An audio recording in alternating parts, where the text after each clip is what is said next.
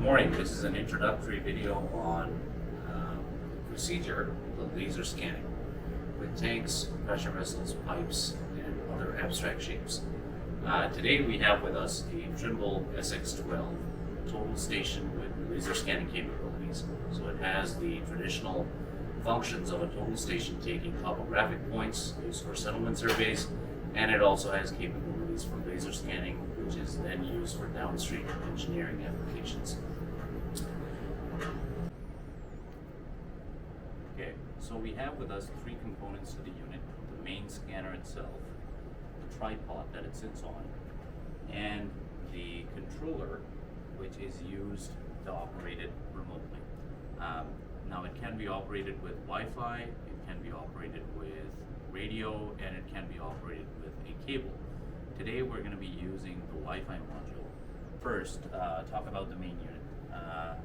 The main unit is connected to the tripod using a locking pin, a screw locking pin that can be found underneath. Now, word of precaution is once you're trying to screw on the unit, make sure that one of your hands is on the unit at all times so that it doesn't fall off. Now, these tripod legs that you see here, this can be any tripod, it doesn't have to be from Trimble. It can be adjusted using these levers. These levers are now in their locking position, and if we flip them 180 degrees, they can be adjusted for your height preference and considering what kind of shape you'll be operating this instrument in. After you lock this in, there is the next step to do immediately would be to level the instrument, and there is a leveler that can be found on this side, and the way to operate this is using these three screws. Now currently we see that the bubble is not at the center, so to make it work, we would need to adjust these two screws together in tandem. So it can either go this way together or that way together, and that will adjust it from left to right. And after we adjust it close to the center, then the third screw would be used to adjust the bubble back and forth from you. So make sure that you're standing in this position where you see the Trimble logo so that a good adjustment of the bubble can be made. All right, so let's go through with leveling the instrument. So I'm going to use my hands in tandem. So this is now adjusting the bubble from left to right, and the bubble is now approximately in the middle. And now what we'll do is we will adjust this screw until the bubble is approximately at the center. This can be further verified using the Trimble software that we have, and that will give you a visual representation of where the bubble sits in terms of vertical position and horizontal position. Okay, all right. So now let's turn on the instrument. To turn on the instrument, you need a battery from either the housing that the instrument comes in, or there are additional battery packs that comes with the module. So make sure when you try to put this in that this end faces the lower right corner. You just gently slide it in, pop it back into place, it will click, and now this instrument is ready to go. One more thing is there is a button on top of the battery that you can press to check the status of the battery before putting it in. That's very important.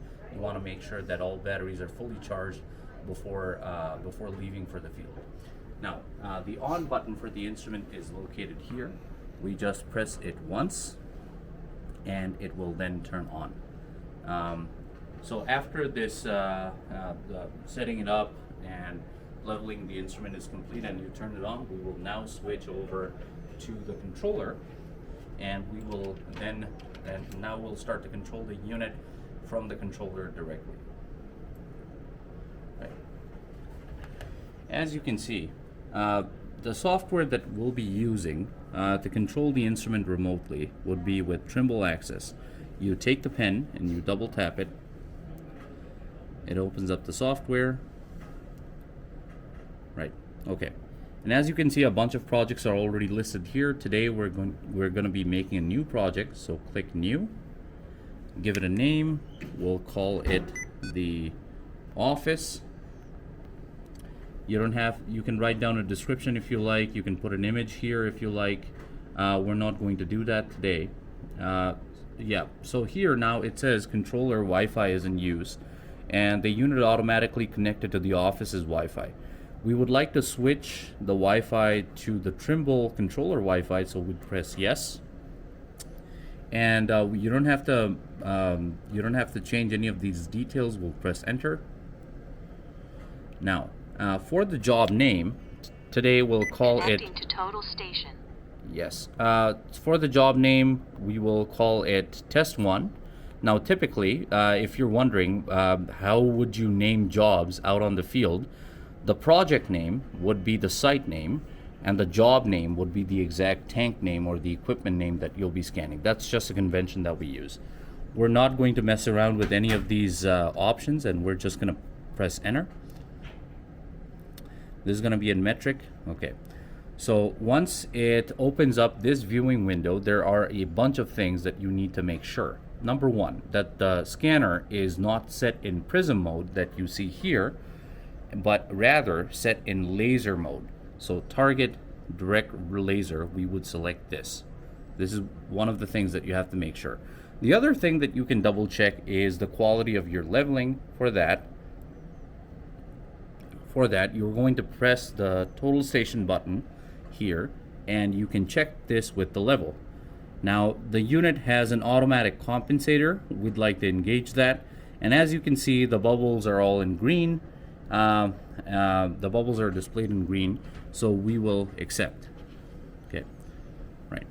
Now, in order to see what the scanner sees, there's a button here on the lower left which allows you to switch from map mode to camera mode. We will press it, and now we can see what the unit exactly sees.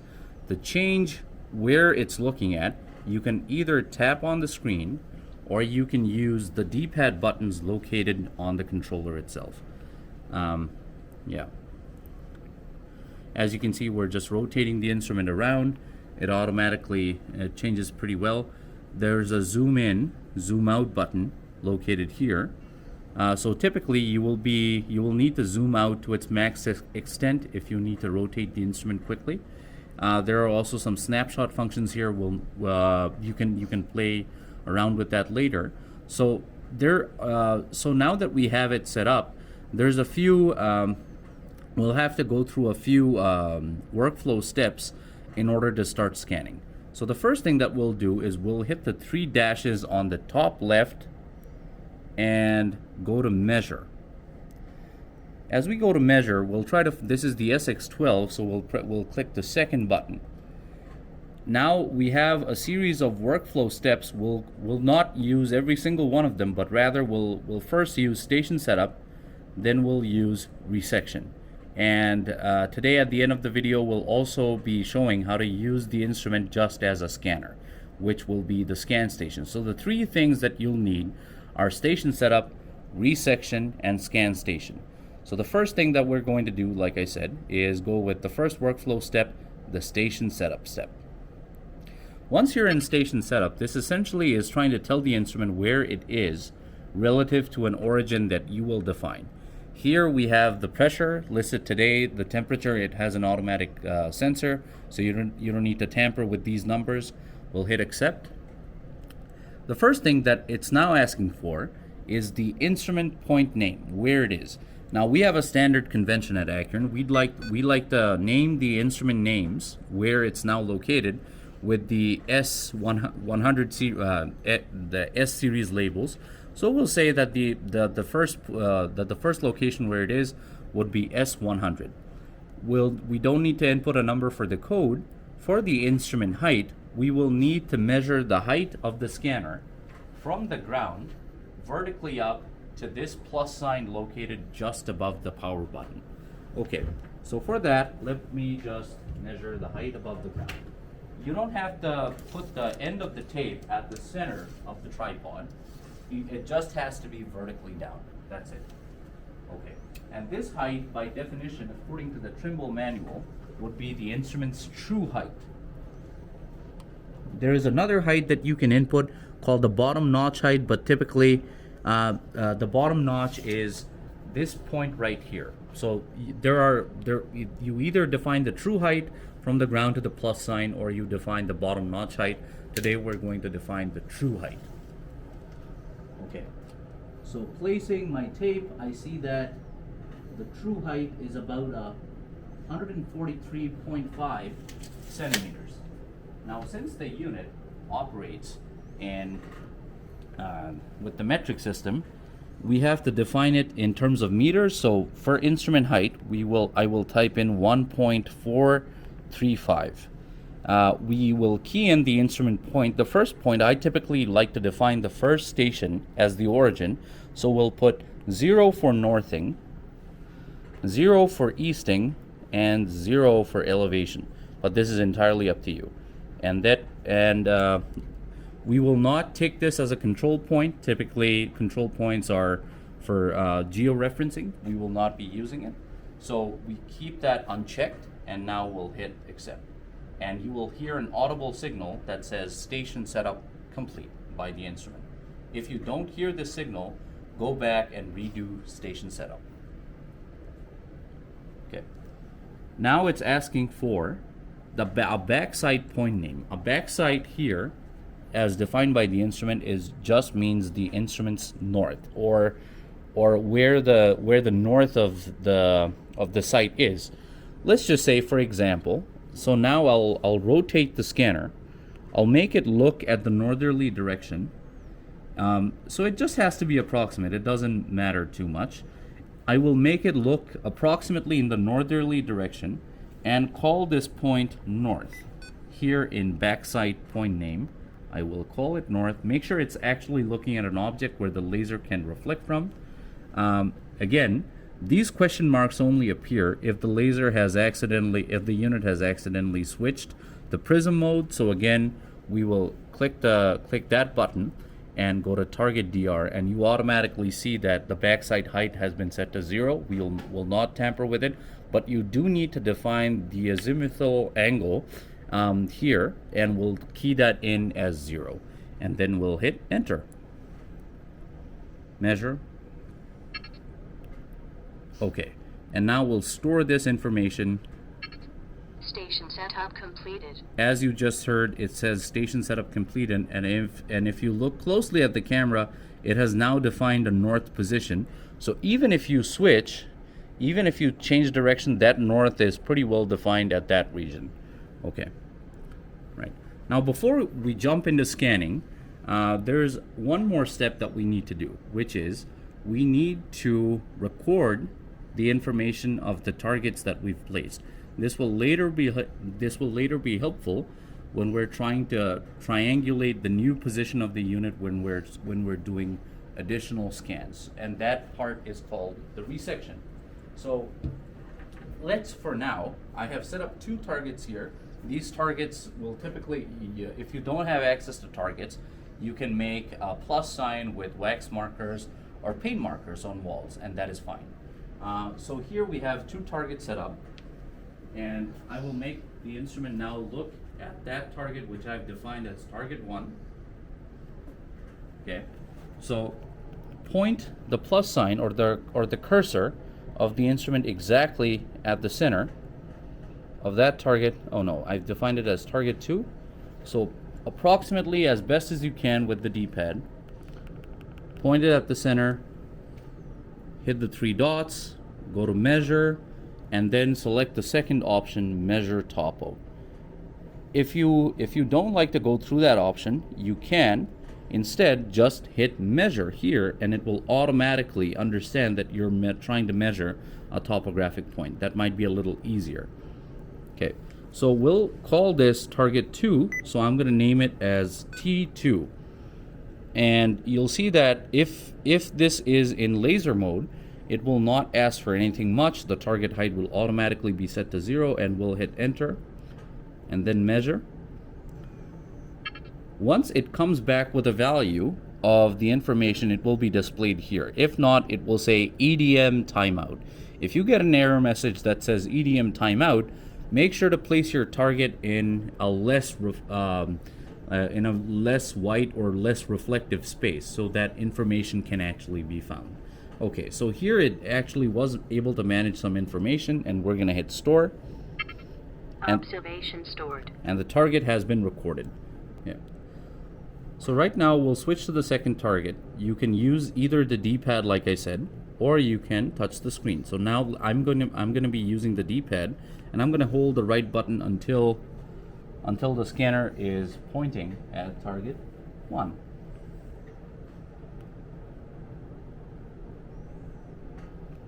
There it is. And I will now zoom in.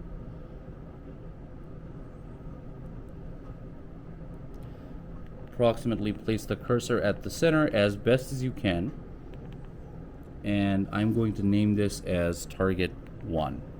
And if this mode is switched to laser, it should be, then you don't have to fill out much information other than its name. And then hit enter, measure, and then hit store. Observation stored. Observation has been stored. Typically you need only 2 points for resectioning. For example, from practical expertise, if you were to scan inside of a tank, it's better to set up 4 targets that are 90 degrees apart. One target due north, one target at east, one target due south, and another target due west, so that as you move the scanner around and do the triangulation, you can use any 2 of those 4 targets to do the resectioning and get additional scans stitched automatically in the field, because that's our purpose, to reduce as much back-end work as possible. All right, so now that the targets have been set up, the scanner is now ready to scan. In order to switch to scanning mode, you'll hit the 3 targets, 3 dots at the top, then go to measure, and you will find scanning, which is 4th from the bottom. So let's go to scanning, and there are a few options here that you can play around with. For example, the most commonly used are the polygon, the full dome, and the half dome. The polygon is where you can actually set up a region that you'd like to scan. For example, if I want to scan only, let's say a dent is present around target 1, and I only want to scan this region, what I do is I draw a box around this hypothetical dent with the polygon, so the region in blue will actually be scanned. Typically we go with the coarse quality. You can amp it up to standard, but as you can see, as we go from coarse to standard, the scanning time increases from 16 seconds to 1 minute. This is still reasonable, but if it spans to several hours, it is best to do multiple coarse scans. Okay, so today we're just going to demonstrate the coarse scan. It will show you the approximate number of points at distance. You don't need to mess with that. Make sure, one note of caution is make sure the scan limit is always ticked off. And we want to click panorama, and panorama is basically going to take pictures, take the color from the pictures and overlay that on the scan points. And that's it. And we hit next, and it will begin scanning. Start. Okay. You'll immediately see a status bar here, and it will show you the amount of progress. The estimated time will be on the top right. It has already finished. Panorama complete. Panorama is complete. It has finished taking the pictures, and now it has started to scan.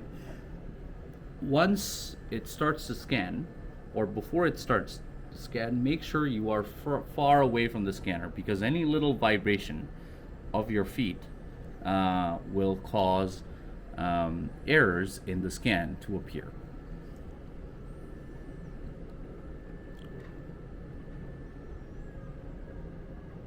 Scan is now complete.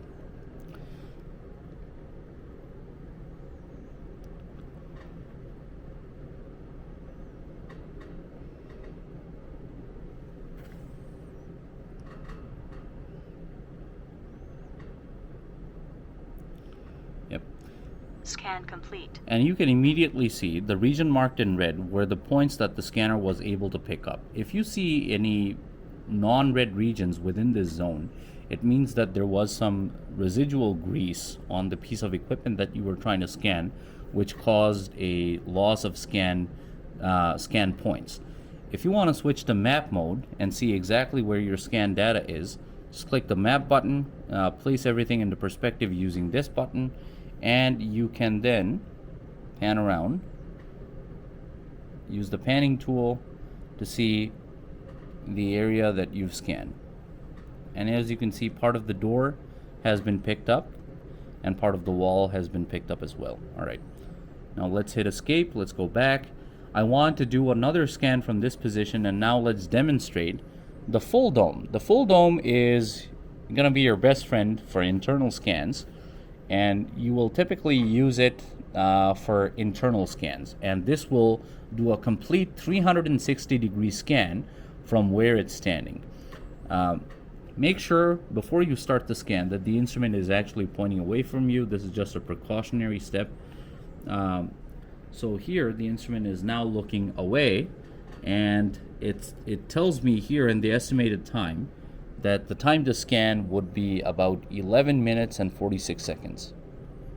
I've made sure, since this is an external scan, that pictures are taken. For internal scans, you can keep panorama off. So we'll keep panorama off and we'll assume that this is an internal scan, and then we'll likely fire away. All right. So once you're at this stage, hit start, and we'll wait for the scan to finish.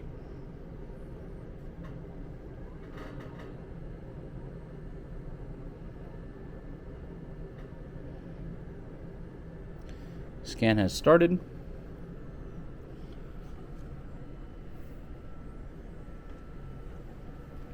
See, the scan has been completed, and the green zone is the points that it has picked up. If you want to switch to map mode and see an orthographic, we will hit this button, pan to the side, and here you can see that the office space has been, oh, okay, sorry.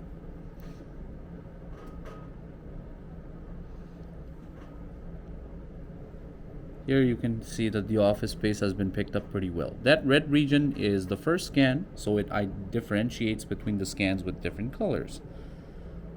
You can turn on or off certain scans using the layer button, which is located here right above the three dots, and you can turn off the first scan, and hit accept, and you will only see your latest scan. Right. So this was station setup. What we covered here was station setup, measuring topographic shots, and then scanning. Now we're going to switch the position of the instrument to a new location, and we'll begin scanning again.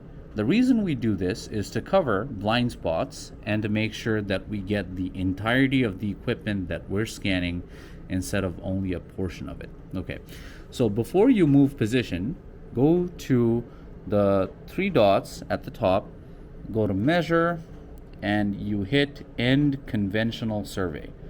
Once this is done, this instrument is now ready to be moved to another location. So let's just do that right away. We have now, as you can see, we have now moved the instrument to a new position to begin another scan. The steps that you'd have to go through before you can make this happen is you need make sure at first that the tripod is set in a position where it is still rigid. You need to re-level the instrument like we did with the three screws here, which I've already done. And you also need to measure the height of the instrument from the ground to the plus sign located right above the power button, which will be its new true height. And bear in mind, as you change position, the true height will change based on the adjustments that you will likely do. Another thing that you need to make sure is when you switch to a new position that it has line of sight of at least 2 of the previously defined targets that you've set up.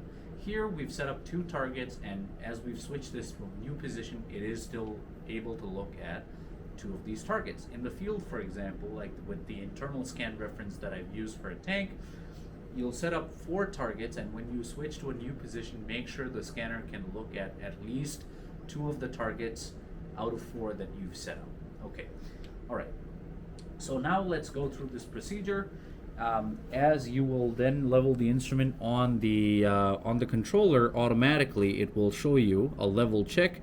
Here, since we've manually adjusted the level again such that it is okay, though both bubbles are now in green, this bubble is green, this bubble is green, and this bubble is green, and we will hit accept. Try to make sure that this bubble is right at the center, this is right at the center, and obviously the overall of these two is right at the center as well. We'll hit accept, make sure to not disable the compensator. And the scanner is now looking through its camera mode. If you don't see the camera mode pop up, make sure to switch from camera mode to map mode using this button right here. Now we're in map mode, let's switch to camera mode. Now as you can see, as now we're in camera mode, it hasn't overlaid the points on the existing field of view. The reason is the instrument does not know where it is right now. And that is something that you have to define.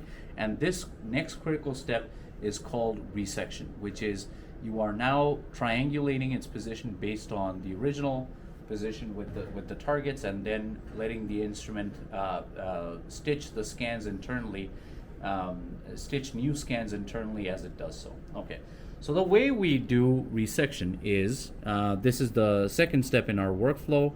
We go to the three dots at the top, we go to measure, we go to SX10 and SX12, and you'll see the third step, which is called resection. Now, with this window opened up, we will accept these conditions for pressure and temperature. We'll hit accept, and now it is asking for a new instrument point name. Since this is the second position, according to convention, I will name this this new position of the instrument as an S200. Make sure the type is set to laser mode, not prism mode. The new height of the instrument, I've measured it from the bottom of the ground to the plus sign located right underneath the right above the power button, which is its new true height. This is 141.6 centimeters, which translates to 1.416 meters. Make sure compute station elevation is ticked, and then you'll hit enter, and then you'll hit accept. Now it's asking for the resection targets. Now you'll have to do this resection with at least 2 targets. The way we do this is, let's now point the instrument at our previously defined target 2. This is already pointing at target 2, and I'm using the zoom in tool here to have a close look at it. Make sure the plus sign, the cursor, is approximately at the center. And instead of now naming it as target 2 as we did previously, it has already been named. Instead, we will hit this right button right here and select from a list. So we'll click list and we'll find target 2. And make sure backside is ticked. This is set to laser mode. Everything is okay, and we'll hit measure. Observation stored. If you're successful in doing this, it should audibly tell you observation stored. Now let's switch to the new target.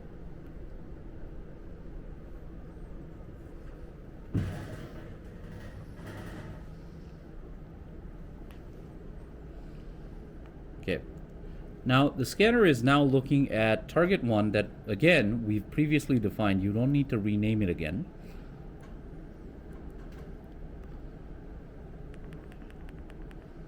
Okay. And again, instead of naming it target 1, we'll select from a list by clicking this button on the right, hitting list, and clicking target 1. Make sure backside is ticked and hit measure. Observation If you're stored. successful, you should see the resection residual screen. Here, our residual error is 0.000, which means we did a good job in the resection. It does not have errors, and we will hit results, and we will then hit store.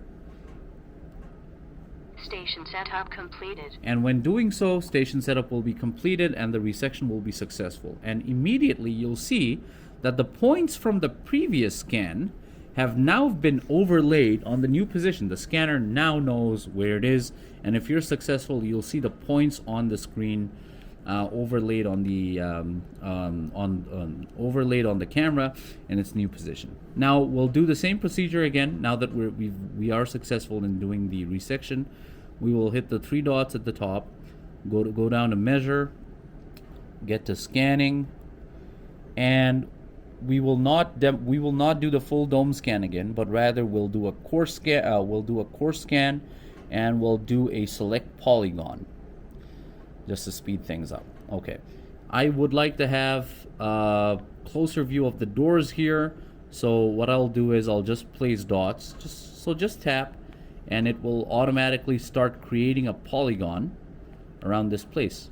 Oh, one other important thing that we note is from the previous scan, this region was a blind spot because where the scanner stands, it cannot really scan that place. So what we'll do is we'll extend this polygon to cover this blind spot right here. Oh, it seems that I missed. Yeah. Okay, so this blind spot is now covered, and we'll hit scan again. So I'm okay with that. And again, make sure that scan limits is ticked off. Otherwise, the scanner will put a range on.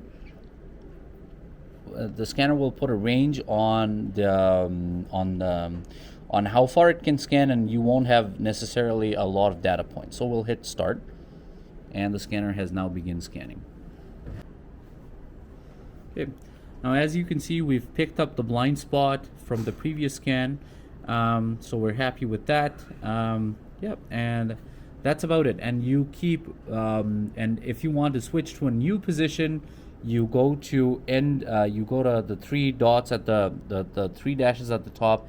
You go to measure, you go to end conventional survey, and you repeat the steps that I've demonstrated for resection, which is you have to change the instrument to a new position, re-level it, remeasure the height, and then go to three dots at the top, measure SX12, and hit resection, and it will do the resection again.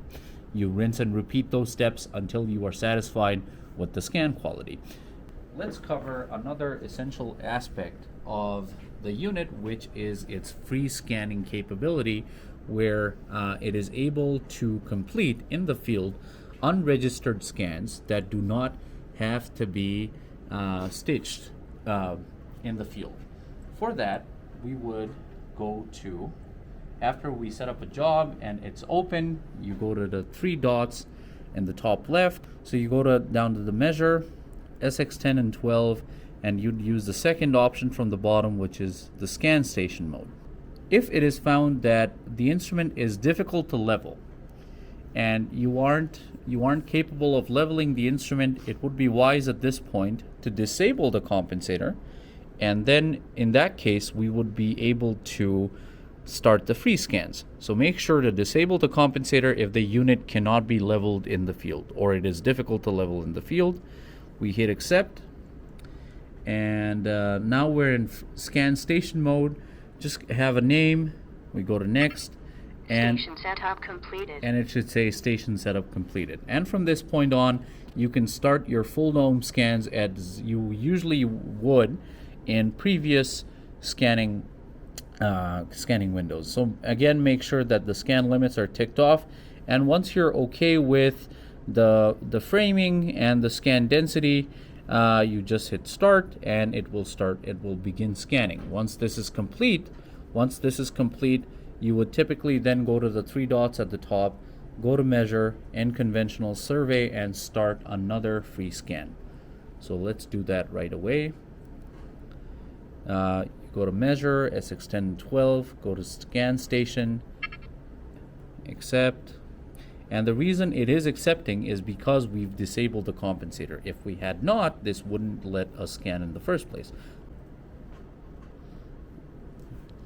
As you can see, the scan is now complete, and if we switch to map mode and look at our scans,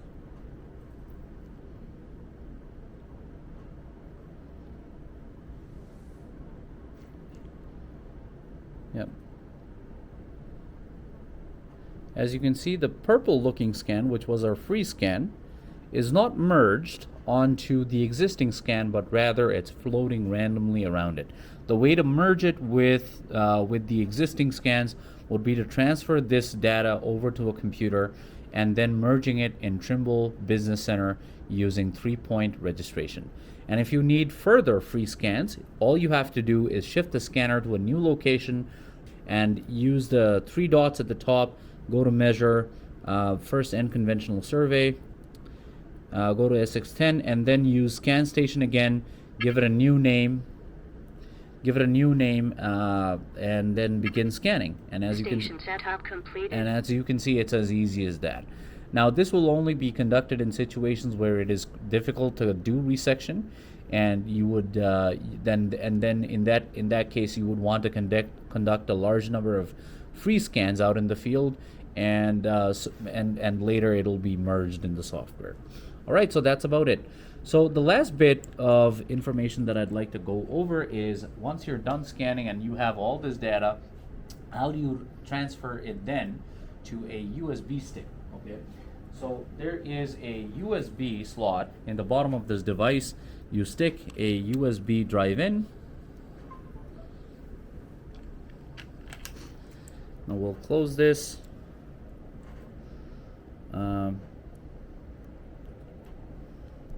Right.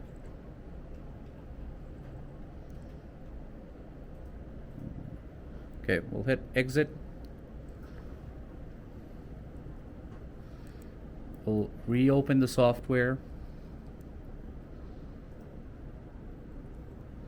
We'll go to Office. This here, we'll click the open button. And what you want to do, this is the job that we scan. And remember, there's no control save button on this instrument.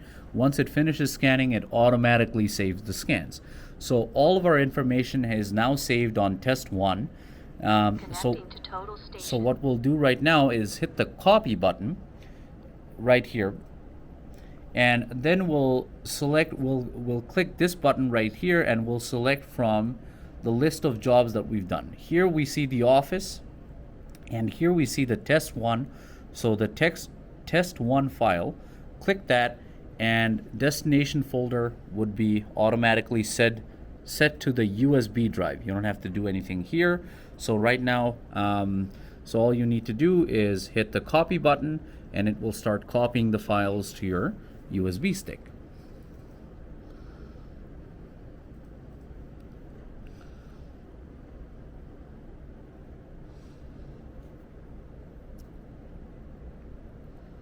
Right. Files have been transferred, and we will then hit eject USB, yes, and the USB would now be safe to eject. You can check whether the files have been copied to the USB. The USB is in the D drive. The files would be in Trimble data. So double click that, double tap that, and double tap projects. Okay. Double tap Office. And here you see the test 1 JXL file. The JXL file is what contains all of the data you need for the post analysis. And that is it. So this should be a good introduction to 3D laser scanning.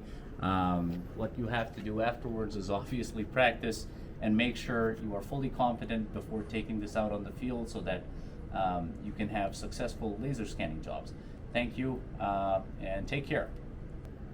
In the event of internal scans, where Wi-Fi connectivity and radio connectivity is difficult to establish, it would be beneficial to connect the controller of the instrument to the actual scanner with a USB cable. Now, the built-in cable that comes with the Trimble unit is small, so for that we have an extension cable in place right in the box. So you connect the extension cable with the USB on this end. We go over, and this is where the actual cable from the Trimble connects to the extension part. And if we come over on this side, this is a pin configuration sensitive communication channel. So the right port is for communication, and this left port is for a 12-volt DC battery connection, so you can have extended periods of scanning.